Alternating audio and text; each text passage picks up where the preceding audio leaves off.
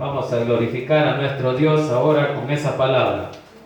Búsquenme ahí en la segunda carta del apóstol Pablo a Timoteo, allá casi al final de la Biblia. Segunda carta del apóstol Pablo a Timoteo, capítulo 4. Cuando usted lo tenga, se me pone de pie y me regala un fuerte amén. Segunda de Timoteo. Está después de Primera de Timoteo. Después de Tesalonicenses. Ahí está Primera de Timoteo y después sigue Segunda de Timoteo. Antes de Hebreo. 4 de Timoteo. De Segunda de Timoteo. ¿Lo tenemos? Capítulo 4 de Segunda carta del apóstol Pablo a Timoteo. Vamos a leer unos versículos y lo demás lo desarrollamos en el transcurso del sermón. Capítulo 4, versículos del 1 en adelante. Leemos la palabra en el nombre del Padre, del Hijo y del Espíritu Santo. Dice así: Te encarezco delante de Dios y del Señor Jesucristo, que juzgará a los vivos y a los muertos en su manifestación y en su reino. Que prediques la palabra, que instes a tiempo y fuera de tiempo, redarguye, reprende, exhorta con toda paciencia y doctrina. Porque vendrá tiempo cuando no sufrirá la sana doctrina, sino que teniendo comezón de oír, se amontonarán maestros conforme a sus propias concupiscencias, y apartarán de la verdad del oído y se volverán a la fábula. Lo dejémoslo hasta ahí, lo demás lo desarrollamos en el transcurso del sermón. Incline su rostro y pidamos la bendición por esta palabra. Buen Dios y Padre que estás en los cielos, gracias le damos, Señor, por el privilegio que nos da esta noche de poder bendecirle, Señor, de poder adorarle, de poder glorificarle, Señor. Te pido, Señor, que sea su Santo Espíritu tomando el control de mi vida, de mi mente, de mi corazón, de mis labios y mi boca, para que a esta hora no hable yo nada que no sea de su agrado. Que lo que aquí se hable, Señor, sea para honrar y glorificar su santo y bendito nombre y la edificación de la vida de cada uno de mis hermanos. En el nombre poderoso de Jesús hemos orado. Amén y amén. La gloria es para Dios. Puede sentarse, hermano. Vamos a glorificar el nombre de nuestro Dios con esa palabra que Él nos manda, porque Él nos manda, dice ahí, a predicar la palabra. Ese es lo que dice ahí. Ese es el título que Él tiene, que le ha puesto a la carta a Timoteo en el capítulo 4. Ese tema de predicar la palabra. ¿Por qué se debe de predicar la palabra? Para que el mundo que no conoce, conozca. Hay muchos todavía que no conocen. Hay muchos que conocen, pero tampoco quieren predicar. Pero la gloria es para Dios que en este lugar estamos predicando esa palabra. Hay muchos lugares que quisieran predicar. A los árabes no se les permite el cristianismo. Ellos tienen su religión, los musulmanes. A ellos no les permite, ellos se han quedado en la ley. Ese es lo que ellos tomaron, porque ellos tomaron de que la ley fue dada para ellos, porque igual son parte del pueblo judío, son descendencia de Abraham, ¿verdad? Porque está en la descendencia de Abraham, que es el hijo de la promesa, que es Isaac, donde a él fue dada la promesa. ¿Y cuál promesa? La promesa que le dio Dios a Abraham y a Sara, de que iban a tener un hijo, y ese hijo iba a ser Isaac, y de ahí venía Jacob y ya la descendencia de Israel. Ya Jacob tuvo las 12 tribus y así fue creciendo el pueblo de Israel. Pero antes de todo eso salió el que no es de la promesa, ¿verdad? El que Sara le dijo a Abraham: mira, acostate con mi sierva o con tu sierva, para que tengas un hijo, tal vez así le ayudamos a Dios, porque yo ya tengo 100 años, le digo, no Sara ya está la viejita, y Abraham también, ¿y de dónde? Y así fue que lo mandó a acostarse con Sarai, la sierva egipcia, y tuvieron un hijo, pero ese hijo no era de la promesa, no era lo que Dios había prometido. Y allí está el pleito entre los árabes, musulmanes, cristianos, con Israel. Y ese pleito va a seguir. ¿Por qué? Porque todos los árabes, todos los musulmanes se consideran de la descendencia de Abraham, herederos, dicen ellos, de la promesa. Pero la promesa era para Isaac. Así es que allí vino lo que es la herencia. O sea que Dios cumplió esa promesa. Dios le dio esa respuesta. Sara y Abraham Abraham tenía más fe que Sara, pero Sara lo convenció y como vio la hipoteca un poco joven, así aquí voy, no te preocupes. Como acordémonos que Sara tenía casi 100, pero la otra muchacha tenía ya unos 30. Pues sí, no te preocupes, ya van a ser un hijo. Al final ahí quedó el pleito, que después la muchacha se puso a pelear con Sara, ¿no? Que el millo es el que tiene herencia. Pero al final Dios ya había dado una promesa y la promesa que Él había dado la cumplió, y allí a ellos les corresponde la promesa, que es al pueblo de Israel, a la descendencia de la promesa que Dios le dio, que esperaran en el tiempo de Dios, pero como muchas veces no esperamos en el tiempo de Dios, esperamos en el tiempo de nosotros, queremos las cosas en el tiempo de nosotros. Así es que así fue que nació ese otro hijo de Abraham, que igual es descendencia de Abraham, pero no de la promesa. Entonces la promesa estaba para Isaac y su pueblo, su descendencia, que le había dicho Dios que iba a ser grande, como las arenas del mar, o como las estrellas del cielo, si las puedes contarle, pero difícilmente. Yo algunas veces me ponía a hacer eso, a contar las estrellas. No, nunca terminé. Así que así es la descendencia que le dio Dios a Abraham, le dio a su pueblo, y de allí, por esa fe que Abraham tuvo, Abraham se llamó padre de las promesas y padre de la fe, porque a él le creyó a Dios. Abraham salió de un pueblo idólatra llamado Ur de los Caldeos. De allá lo llamó Dios y le dijo: vete de tu tierra y tu parentela a un lugar que yo te daré, una tierra que fluye leche y miel. Esa era la tierra que le había prometido a su pueblo, a la descendencia de Abraham. Porque como Abraham se quejaba con Dios, ¿verdad? Igual que usted y yo, eso debemos de hacer. Se quejaba con Dios y le decía: Señor, ¿y para qué me vas a dar descendencia o herencia si no tengo hijos? Y así fue que le prometió el hijo. Esa es la promesa. Abraham ya había perdido la fe de que no iba a tener hijos, que iba a morir sin hijos y sin tener a quien heredarle, porque tenía herencia. Pero Dios le prometió una herencia, y mejor para su pueblo, para la descendencia de él.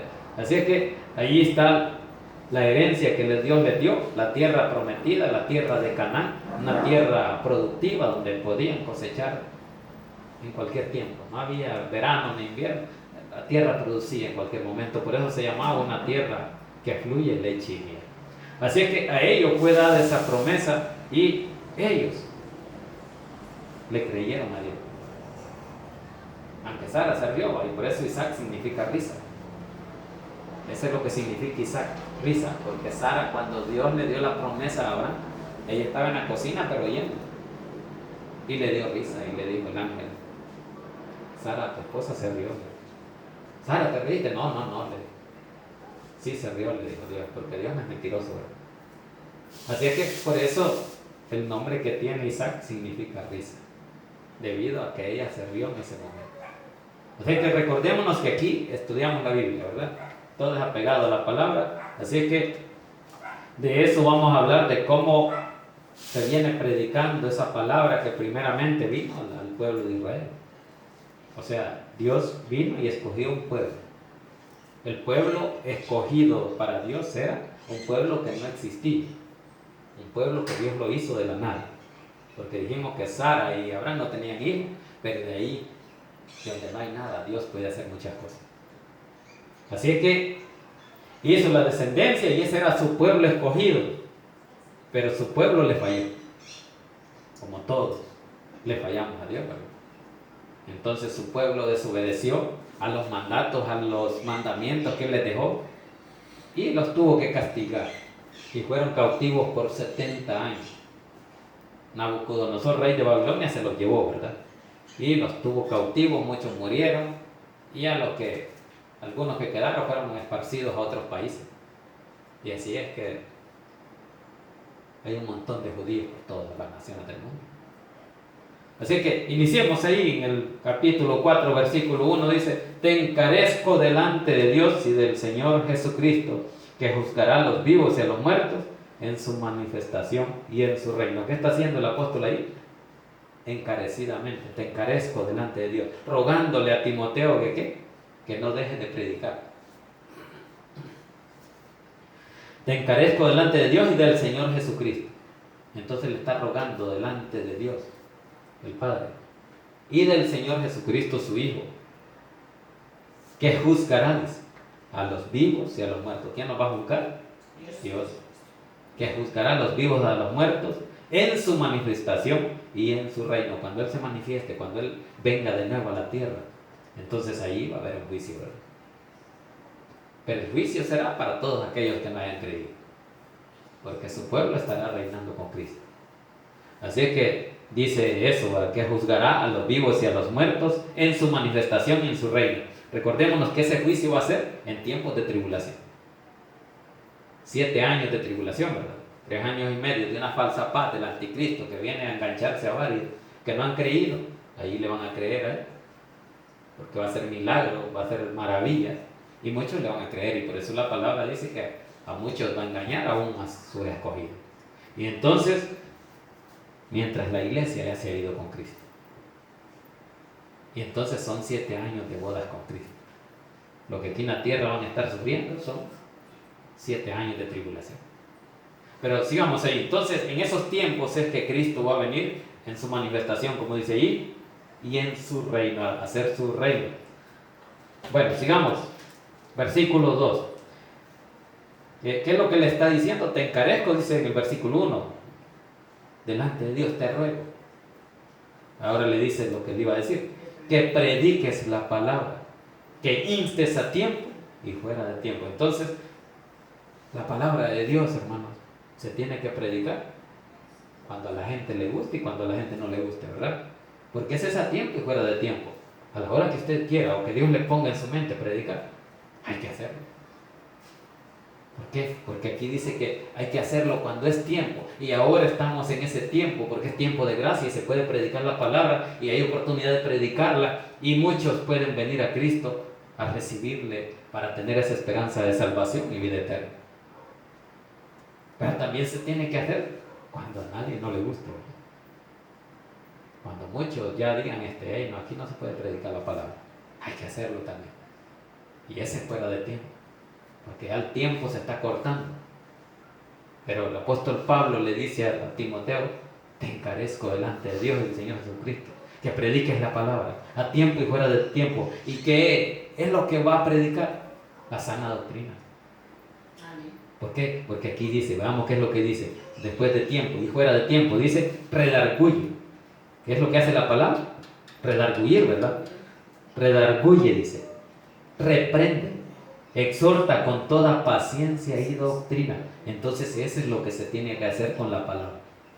La palabra de Dios es para exhortarle al pueblo de que anda en el pecado, que anda en el error y se tienen que apartar. Ese es el llamado que hacían incluso los profetas en el Antiguo Testamento. Jeremías, Isaías, el llamado que le hacían al pueblo es a dejar sus malos caminos, a convertirse del mal camino en que andaban y buscar a Dios. Pero nunca obedecieron. ¿Por qué? Porque se fueron mejor tras los ídolos paganos. Y Dios les mandó que no se mezclaran, pero fueron desobedientes. Pero ahora lo que el apóstol Pablo, que es el apóstol a los gentiles, le dice a Timoteo, predicar la palabra, hacerlo fuera de tiempo y en tiempo. Redarguye al pueblo, repréndelo si anda haciendo mal. Para eso se reprende. Y dice, exhorta con toda paciencia y doctrina. Entonces la doctrina que Cristo nos enseñó, esa es la que hay que predicar. ¿Y cuál es esa doctrina? La doctrina del amor, del perdón. Por eso le dice a usted y a mí que tenemos que perdonar, que amar a nuestro prójimo, a nuestros enemigos, que no paguemos un mal por otro mal, sino al verso, ¿verdad? Un mal yo tengo que pagar con un bien. Pero ese es lo difícil que cuesta, ir a perdonar a aquel que nos ofende. Eso es difícil, pero no imposible. Y si Cristo vino a esta tierra y sufrió y lo insultaron y lo azotaron y Él los perdonó, ¿para qué era? Para darnos un buen ejemplo, para que nosotros con Él nos sintiéramos fuertes, y si Él sufrió y soportó, nosotros podemos soportar, pero siempre con Cristo, ¿verdad? Solo no podemos. Eso es lo que Él vino a darnos como enseñanza. que el mundo tenía que aprender la doctrina del amor, del perdón, de amar al prójimo. Por eso tenemos que pensar en los demás, porque Jesús eso hizo, y eso nos vino a enseñar, que tenemos que amar, que tenemos que perdonar cuando otros no nos aman, cuando otros nos odien, cuando otros nos critiquen, cuando otros tengan envidia, cuando otros no les guste lo que hacemos. Nosotros igual tenemos que orar por ellos. A eso nos manda la palabra, a orar por nuestros enemigos, por nuestros amigos o por aquel que está necesitado de Cristo. Hay que orar para que Dios lo cambie, porque Joel puede cambiar a las personas, el hombre no puede. Ya no le puedo decir a él, mira, deja esa forma de ser, no se puede, porque yo no soy quien para cambiarlo, pero hay alguien que mueve la mente y los corazones de todos, y ese es nuestro Jesús, y Él sí lo puede hacer, ese cambio en nuestra vida. ¿Por qué? Porque Él lo puede todo, lo hace todo, y no necesita ayuda. La ayuda la necesitamos nosotros de parte de Dios. Así que por eso es que dice ahí que hay que exhortar con toda paciencia y doctrina, que Él nos enseñó. Eso es lo que el apóstol Pablo le está recordando a Timoteo, que tiene que exhortar al pueblo, que tiene que redarguirlo. Repréndelo, entonces hay que reprenderlo. Muchas veces las reprensiones, las exhortaciones no le gustan al pueblo, pero como estamos estudiando la palabra y aquí eso dice, de eso hay que hablar, porque aquí hay un montón de temas de los que se pueden hablar. Si Dios para eso escribió su palabra, para hablar del matrimonio, del divorcio, todo está aquí. La educación de los hijos, los tiempos del fin, cómo fue la creación. No andemos creyendo lo que dicen las universidades, los catedráticos que dicen, no, si Dios no hizo al hombre. Eso es lo que les enseñan en la universidad. No, si el hombre por evolución nació, porque Carlos Darwin dice en su teoría evolucionista que el hombre viene del mono. Difícil, pero nosotros que creemos en Cristo sabemos que Él nos dice ahí, y su palabra es verdadera, y Él dice de que, y Dios en el principio dice que la tierra estaba desordenada, vacía, y también dice que Él forma al hombre del polvo. Entonces, ¿por qué vamos a creer otra cosa? ¿A quién le creemos? ¿Al hombre o a Dios? Ahí es la duda, ¿verdad? De muchos. Sí, pero si hemos estudiado, pues sí, ese es el problema, que por eso dice el apóstol Pablo que la sabiduría del hombre no sirve, es vana, porque si no, nosotros hacemos vana las palabras de Dios, si no creemos en lo que Él hizo, en el sacrificio que Él tuvo. Bien, sigamos avanzando, versículo 3 estamos ahí. Dice, porque vendrá tiempo cuando no sufrirán la sana doctrina, sino que teniendo comezón de oír, se amontonarán maestros conforme a sus propias concupiscencias. Vale. Entonces dice que vendrá un tiempo en que la iglesia o el pueblo ya no querrá soportar la sana doctrina. Eso es lo que dice. Ya no podrán sufrir la sana doctrina, dice ahí, ¿verdad? Si no, dice que teniendo comezón, dice ahí, de oír. Entonces, ese momento, ¿qué comezón van a tener? De oír, pero otra cosa, no de palabra, porque la doctrina no les gusta, eso es lo que dice ahí, sino que van a sentir el deseo, pero propio, deseo carnal, deseo de que yo venga y esté hablando cosas dulces para cada uno de ustedes que les agrada. Eso es lo que dice, por eso dice ahí, dice, se amontonarán maestros conforme a sus propias concupiscencias, conforme a los deseos. A cada quien le va a decir, mire usted, bonito lo que tiene o lo que ha hecho. O sea, que lo estén adulando. Entonces, esos maestros van a abundar después de un tiempo. Y cada uno se va a ir detrás de ellos porque les gusta cómo les habla. Porque ya la sana doctrina dice de que ya no la aguantarán, ya no quieren sufrir, que les estén exhortando, que les estén reprendiendo, como dice la palabra. Por eso les está diciendo el apóstol Pablo aquí, exhorta, repréndelo, enséñales. Si ustedes leen ahí atrásito, allí en el versículo 16 del capítulo 3, antes del capítulo 4, versículo 16 del capítulo 3 dice, toda la escritura es inspirada por Dios y útil, dice. ¿Para qué? Para enseñar, para redarguir, para corregir y para instruir en justicia. Y está, ¿verdad? ¿Para qué es la palabra? Toda la escritura. Entonces dice que toda la palabra es útil. No es que ninguna palabra de esa sirva. Es útil, dice. Si dice que es útil, ¿y qué es útil, hermano? Algo que le sirve, ¿verdad? ¿Para qué? Para hacer muchas cosas. En nuestra vida, ¿para qué? Para, exacto, para aprender a caminar como Dios nos manda. No desviados de Él. Así que, por eso es que dice ahí, y en el 17 dice, a fin de que el hombre de Dios, dice, sea perfecto. Eso es lo que buscamos, pero en Cristo Jesús.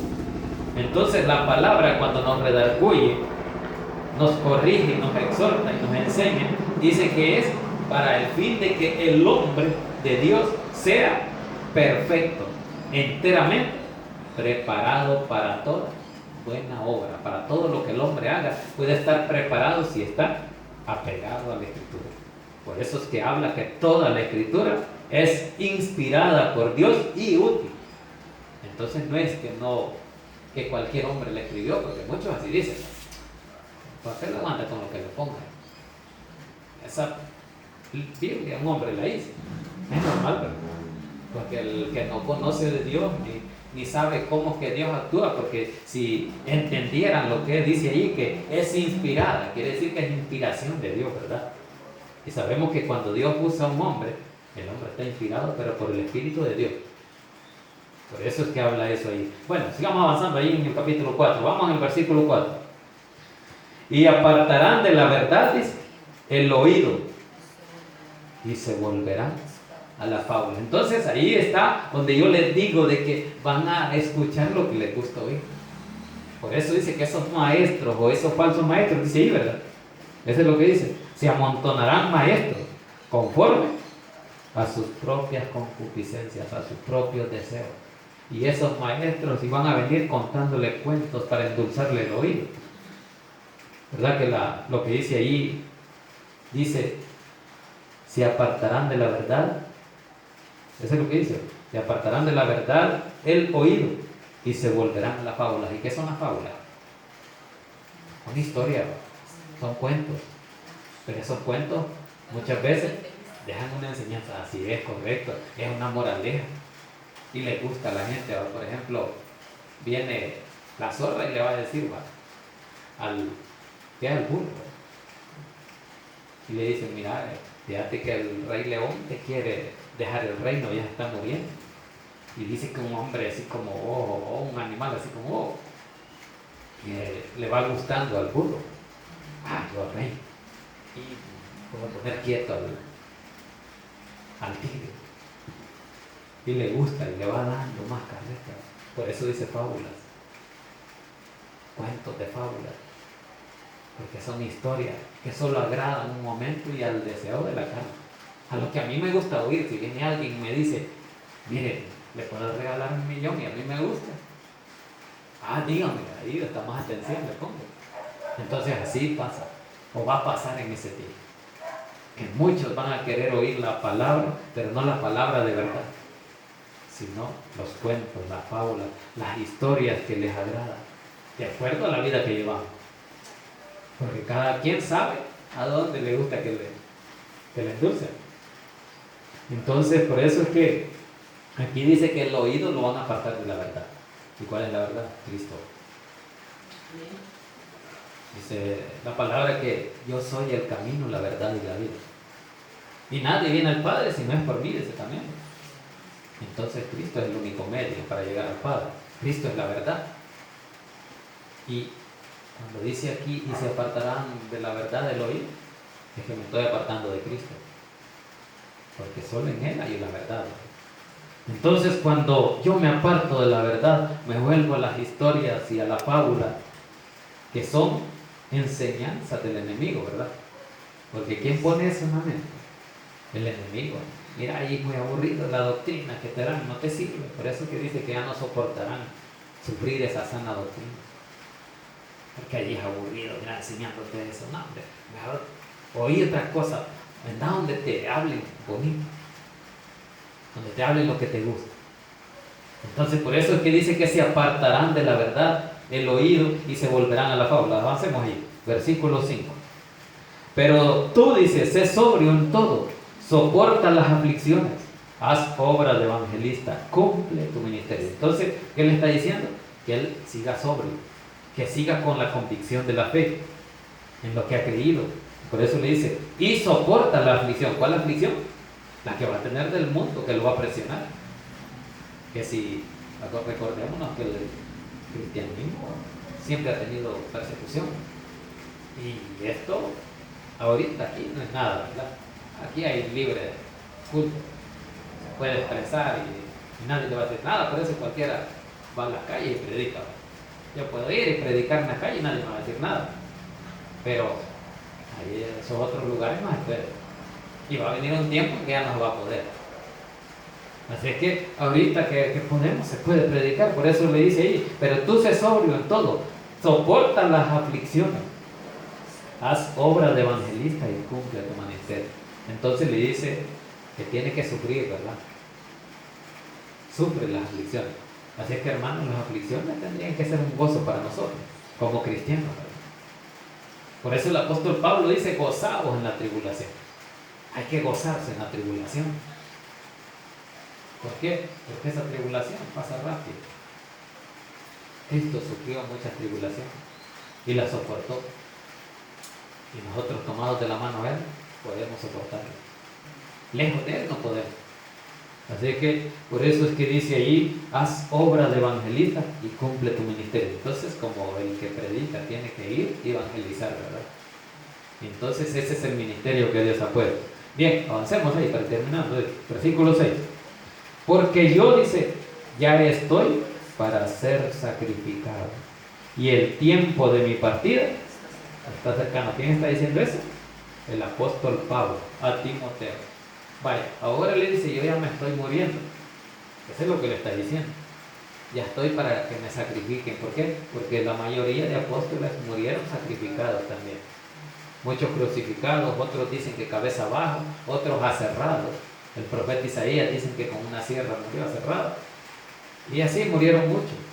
Y entonces el apóstol Pablo ha sido condenado y va a ser sacrificado. Así es que dice ahí, le está dando el último consejo antes de morirse, porque él ya sabe que se acerca la hora, y le dice, yo ya estoy para ser sacrificado y el tiempo de mi partida ya está cercano. Entonces uno tiene que prepararse en su mente, ¿verdad? Un día voy a morir, pero ¿cómo estoy en mi relación con Dios? Eso es lo que tenemos que preguntarnos. Si estamos en paz con Dios, si le hemos creído a Él, si por la fe sabemos de que un día nos vamos a ir con Él, porque esa es la salvación, ¿verdad?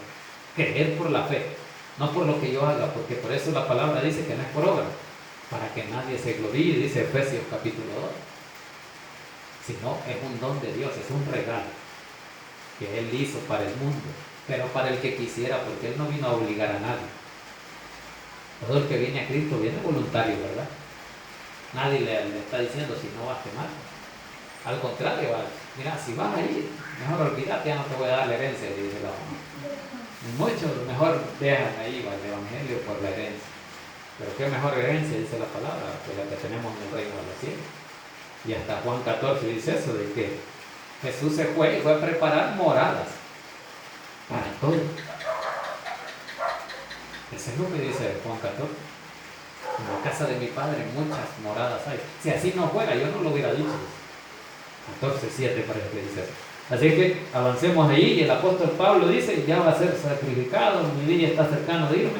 Y en el 7 sigue diciendo él lo que ha hecho en esta tierra. He peleado la buena batalla, he acabado la carrera, he guardado la fe. Entonces, ¿qué es lo que tiene que guardar usted? La fe, exacto. Guardar esa lucha, porque esa es una lucha que cada uno tenemos internamente. ¿Con qué? Con lo que el enemigo nos pone en la mente. Y el enemigo muchas veces nos pone a apartarnos de Dios. ¿Por qué? Porque hay necesidades. Mira cómo estás acabado, no tenés ni por pasar. Se pone muchas veces. Y le dice, y ahí estás todavía de rodillas, ¿crees que ahí te va a llegar? Le dice el enemigo. Así lo pone. Muchas veces le dice, deja de andar allí, tu Dios no te bendice. Quiere decir, lo que el enemigo quiere es que usted le sirva a él. Que siga más las cosas del mundo que las cosas de Dios. Pero el cristiano debe de mantener un balance. No puede irse solo al mundo y dejar a Dios de lado. No puede apartarse de la verdad. ¿Por qué? Porque Dios quiere que el hombre le siga y que le adore en espíritu y en verdad. Así es que eso es lo que el hombre tiene que hacer, no apartarse, no olvidarse de su Dios, sino buscarle de todo nuestro corazón, y un día Él nos va a oír y nos va a bendecir. Bien, sigamos ahí, dice: y el tiempo de mi partida está cercano. El versículo 7: he peleado la buena batalla, he acabado la carrera, he guardado la fe. Hermano, hay que luchar, en esta tierra hay que luchar. ¿Y cuáles son esas luchas? Las que el enemigo pone en nuestra vida, los problemas que muchas veces tenemos en la familia, con los vecinos, con los compañeros de trabajo. Hay luchas, pero el apóstol Pablo dice que sobre todas ellas luchó y venció. Y sí, ¿verdad? Eso es lo que dice: he peleado la buena batalla, he acabado la carrera, he guardado la fe. Entonces el apóstol Pablo está hablando con toda certeza, con toda seguridad, de su convicción de la fe, y que nunca le falló, y que lo que Dios le mandó a hacer esta tierra, Él lo cumplió, porque Dios nos mandó a predicar el evangelio a los gentiles. Eso es lo que le dice allá en el libro de los Hechos, que para eso, cuando iba a Damasco, lo detuvo, ¿verdad? Él iba a capturar cristianos para matarlos, meterlos presos, pero Dios le salió Jesús y lo tiró. Y allí lo dejó, dice, ciego por 3 días, hasta que Dios mismo a través del profeta le dio sanidad. Y de ahí le dijo: te he elegido porque es un instrumento para llevar el evangelio a los gentiles. Así es que eso es lo que Él está diciendo. Lo que Dios me mandó lo cumplí. Esa lucha que Él me puso, yo la he cumplido, y ahora ya estoy listo para entregar mis cuentas. Y así debemos de estar nosotros, ¿verdad? Preparados para que cuando Cristo nos llame, nosotros ya hemos luchado la batalla. Bien, terminemos en el versículo 8. Por lo demás dice: me está guardada la corona de justicia. Eso es lo que le espera, por haber confiado en Dios, por haber creído en Él. Dios va a dar una recompensa. Me espera la corona de justicia, dice, la cual me dará el Señor juez justo. Vaya, entonces vemos allí de que solo hay un juez justo, ¿verdad? Y es el Señor, dice ahí. Entonces Él es el que juzga, y Él es el que da la recompensa, y Él es el que dice que le va a dar la corona. Veamos bien ahí el versículo 8. Por lo demás me está guardada la corona de justicia, la cual me dará el Señor juez justo en aquel día. Vaya, en aquel día. Y no solo a mí, dice, sino también a todos los que aman su venida. Por eso usted y yo, hermanos, debemos de amar la venida de Cristo. Debemos de esperarla, de anhelarla. Y cuando venga Cristo, sabemos que lo estamos esperando. Como aquella virgen, que unas eran prudentes y otras insensatas. Pero las vírgenes estaban preparadas, esperando a su Señor. Esas son parábolas que Jesús puso del ejemplo de cómo Él así iba a venir. Y entonces esas vírgenes prudentes tenían llenas las lámparas de aceite. Y cuando el Señor llegó, ellas estaban preparadas con la luz encendida. Pero las que eran insensatas les pidieron aceite a ellas. ¿Y qué dijeron ellas? Vayan a comprar, les dijeron, porque no nos vamos a quedar sin aceite. Pero y en todo ese tiempo viene Cristo. Es como hoy, el ejemplo es que como hoy el cristiano o aquel que no ha creído, y usted viene y le dice: hay que creer en Dios, porque ya va a venir, un día va a venir Cristo. Todavía no. Ese fue el caso de las insensatas. Ellas tenían, y lo que tenían era un poquito de aceite. Se les acabó el aceite y se les apagó la luz. Pero las prudentes, ellas tenían llenas sus lámparas. Y usted y yo debemos de tener llenas estas lámparas de ese aceite que nos esté siempre alumbrando nuestra vida. ¿Para qué? Para que cuando Cristo venga nos encuentre preparados, ¿verdad? Así que, hermanos, la gloria y la honra es para Dios. Incline su rostro y démosle gracias a Dios por esta palabra. Buen Dios y Padre que estás en los cielos, le damos gracias, Señor, por el privilegio que nos dio esta noche de poder glorificar su santo y bendito nombre, de poder llevar, Señor, esa enseñanza, compartirla con mis hermanos, Señor, acerca de lo que usted quiere hablar a su pueblo. Ayuda a mis hermanos, Señor, a que puedan seguir aprendiendo, Señor, de esa enseñanza bíblica, de esa sana doctrina, Señor, para que el enemigo no ponga esa fábula, esos cuentos, Señor, que el mundo quiere oír. Y eso es lo que oye, pero usted, Señor, quiere que nosotros entendamos que su palabra quiere que exhorte, que redarguye, que enseñe, que reprenda del mal, del pecado en que el hombre anda. Por eso, Señor, esta noche le damos gracias y bendecimos la vida de cada uno de mis hermanos que se hizo presente. Que sea usted, Señor, obrando en cada una de sus vidas, Señor. Que su palabra, Señor, sea esa semilla que da fruto al 100 por uno, Padre Santo. Ayuda a mis hermanos, Señor, porque sé que todos tenemos necesidad. Camina con cada uno de nosotros y enséñenos, Señor, a caminar de su mano, a no soltarnos, Señor, porque sin usted no somos nada. Por eso esta noche le damos gracias y bendecimos cada uno de mis hermanos y le pedimos, Señor, que nos dé, Señor, esa fuerza, Señor, ese conocimiento, esa sabiduría para poder hablar a través de su Espíritu Santo, Señor, de lo que usted quiere que a su pueblo le haga. Ahora vamos a orar por aquellos que no han conocido a Cristo, si hay amigos que no han recibido a Cristo, Señor, que están quizás a través de este sonido, a través de las redes, y no le han recibido como su Salvador personal. Esta noche, Señor, le pido que toques esa vida, ese corazón, para que un día le puedan recibir como su Salvador personal. Si hay amigos escuchando a través de este sonido, a través de las redes, si no le han recibido, esta noche pueden recibirle. Pueden hacerlo repitiendo después de mí esta oración de fe y diciendo: Señor Jesús, yo le recibo hoy como mi único y suficiente Salvador personal. Creo que eres Dios y que moriste en la cruz por mis pecados. Me arrepiento. Soy pecador. Perdóname, Señor. Salva mi alma el día de hoy para que cuando yo muera pueda estar en su presencia. Gracias, bendito Señor, por el privilegio que nos dio esta noche. Decimos la vida de cada uno de los hermanos y le pedimos, Señor, que nos lleve en el hueco de su mano con su bendición, que nos cubra con su sangre, Señor, para que podamos llegar con bien a nuestra casa. En el nombre poderoso de Jesús hemos orado. Amén y amén. La gloria y la honra es para Dios. No se muevan de donde están.